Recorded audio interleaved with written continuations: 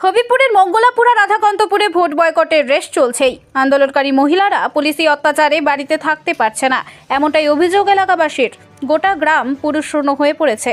রাতের বেলা মহিলারা পুলিশি অত্যাচারে মাঠে ঘাটে অন্যত্রে লুকিয়ে বেড়াচ্ছেন। পাশে দাঁড়ানোর পাশে কেউ নেই। তবে তাদের সাহস জোগাতে এগিয়ে এলেন বিজেপির নেত্রী তথা গাজল পঞ্চায়েত সমিতির বিরোধী দলনেত্রী গাঙ্গুলি সরকার। নির্যাতিতাদের গ্রামে গিয়ে তিনি পুলিশি সন্ত্রাসের বিরুদ্ধে রুখে দাঁড়ানোর আহ্বান জানান।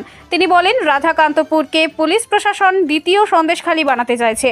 মহিলাদের নিরাপত্তা নেই, যেখানে সেখানে পালিয়ে বেড়াচ্ছে। হকের আদায় চাওয়া কি অপরাধ? তিনি এ নিয়ে বৃহত্তর আন্দোলনের হুঁশিয়ারি দেন।